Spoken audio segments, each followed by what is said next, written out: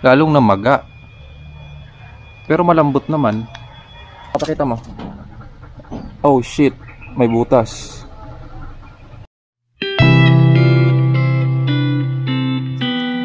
Good day mga paps. It's your boy Paps Nix. And for today's vlog, meron tayong konting problema. Yan, ngayon pala ay August 17. Kasi ang problem natin ngayon, problem ko pala.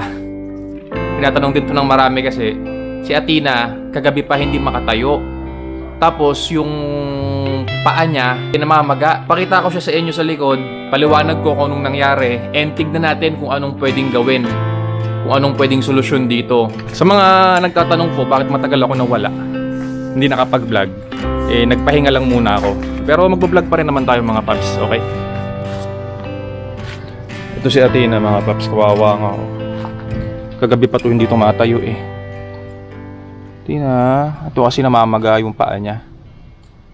Ayun o, may sugat. Athena, kawawa naman. Alam niyo yung feeling na to pag may problemang ganito, parang may iniisip-isip ka rin ba na problema, parang hindi ako makatulog, ganun. Ewan ko, nakakalungkot lang din, pero first time ko lang ma-experience na may ganitong nangyari sa mga aso. Ang nangyari kasi dyan, mga paps, share ko lang sa inyo. Tingnan nyo tong ginawa kong cage dati, cyclone wire lang na medyo manipis. Sa katagalan, siguro mga 3 years na rin to, nasira na. Mas maganda talaga ganito gamitin nyo, mas matibay ito. Kaso mas mahal. So yan, tinagpian ko na lang yan. Ang nangyari kasi 3 months ago, itong side yan nabutas nga. Si Athena kasi talaga yung nakakulong dyan eh. So nabutas ni Athena, and medyo tinamad ako na ayusin pa.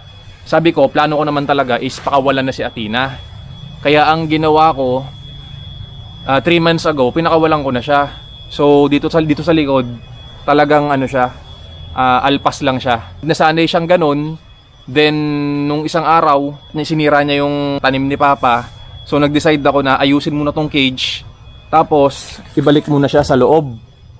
Ang naging problema naman, ayaw niya nang nakakulong. Kaya ang ginawa niya, yan, sumuot-suot siya dyan sa mga cyclone wire, tapos naglikot-likot. Ang unang na ano sa kanya, yung mata, parang nasugat yung mata niya. Tapos kagabi, napansin ko parang umiika-ika siya. Nakakalakad pa to kagabi. Tapos pinakain ko, ayaw na niyang kumain. Walang gana. Then ngayon yan, ayaw rin uminom ng tubig. Yan, siguro mainiinda talaga, masakit talaga yung paa niya, namamaga nga. Hindi kasi talaga makatayo. Ilipat na lang natin siya ng position. Doon sa rest house ko siya ilalagay muna. Kawawa naman. Ayun, pati yung mata niya sugatan, no. Tapos namamaga din yung siko niya. Ay nako. Kasi loko-loko ka rin eh, sumuot-suot ka dun sa mga wires eh. Shit.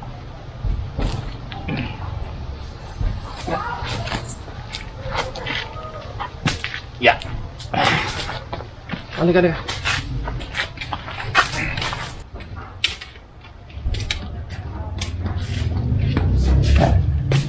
Come on na. Hindi na. Lay down. Hala. Stay ka muna dyan. Nakatayo naman pala. Binot-bot pa kita. Nakanantipaklong. Ayun mga paps, pero lalaki nung niya, oh. Maga nung pa, oh. Maga, oh. Hanggang dito na. Loko-lokong aso to, nakakatayo naman pala. Pinabuhat-buhat mo pa ako. Hindi pwedeng isa walang bahala to. Magang-maga talaga. So mga paps, mag-search muna tayo or tignan natin kung ano yung pwedeng medication dito. Then i-apply natin, tignan natin kung anong magiging effect. Ako kasi ino-observe ko muna kung sakaling itong namamaga niyang paa is okay. So tignan muna natin kung ano yung pwedeng ibigay na gamot. Para kung tumalab, may share ko din sa inyo. Alright.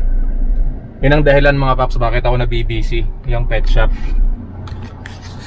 Buti na lang nandyan si Papa. Siya muna pinagbantay ko kasi bibili tayo ng gamot para kay Athena.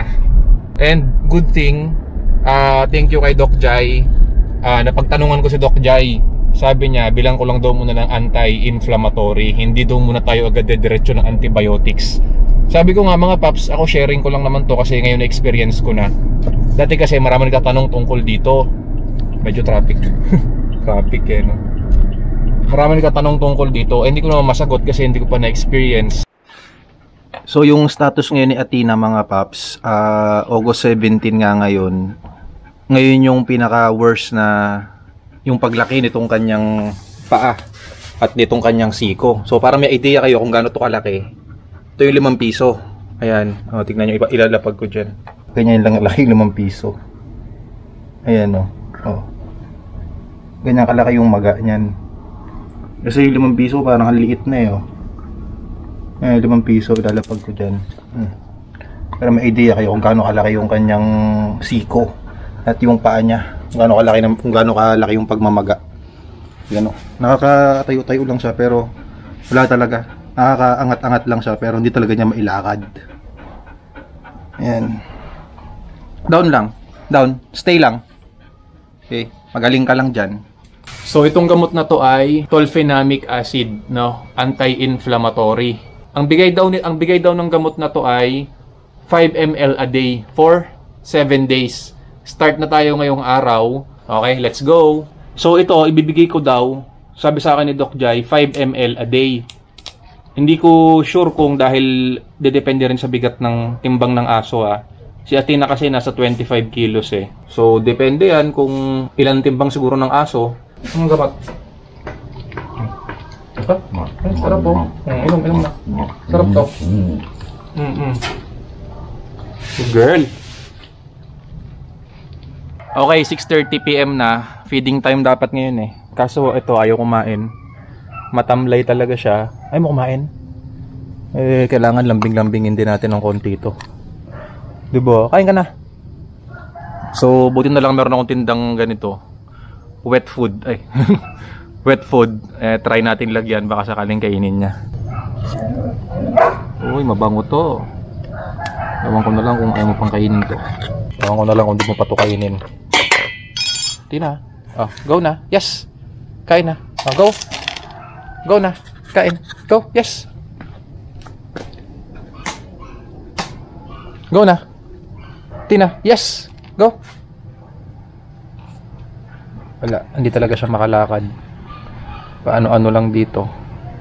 Tina. Go. Yes. Hirap talaga pag nagkakasakit yung mga alaga natin. Pati ako namumroblema eh. Ay, talaga niya kumain. Kain na. Go, go, go. Go. Yes. Yan pa, ika-ika. Hanggang dito siguro masakit. Maga na hanggang dito ah. Ito guys, update natin. Day 2. Lalong na maga. Pero malambot naman. Parang tubig na siya eh. Parang nagtubig eh. Come here, Athena. Come. Tingin ako. Hanggang dito guys oh. Hanggang dito. Parang may tubig sa loob. Tingin, patingin. Ayan no. Parang tubig yung laman. Yan. Mas okay na siya compare kahapon. Nakakalakad na siya ngayon. Good morning guys. Today is August 21. So after 5 days simula nung namaga yung arms ni Athena, ito na yung update ngayon. Yan. Medyo nawala na siya. Kahapon mga paps, sobrang lobong-lobo na yan.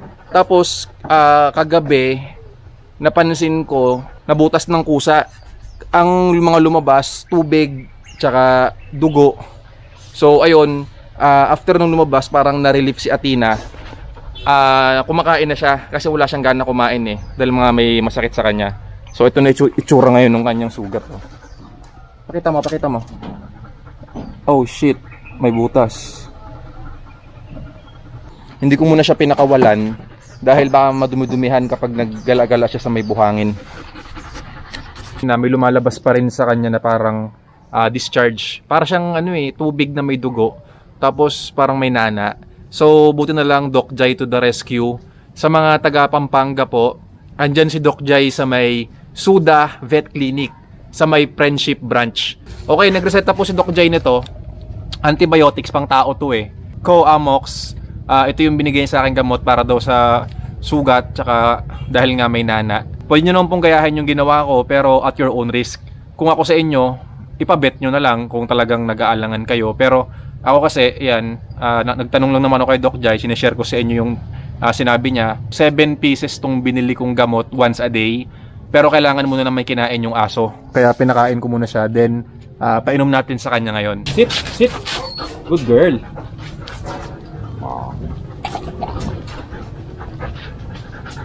Okay, balik na. Inside. Inside.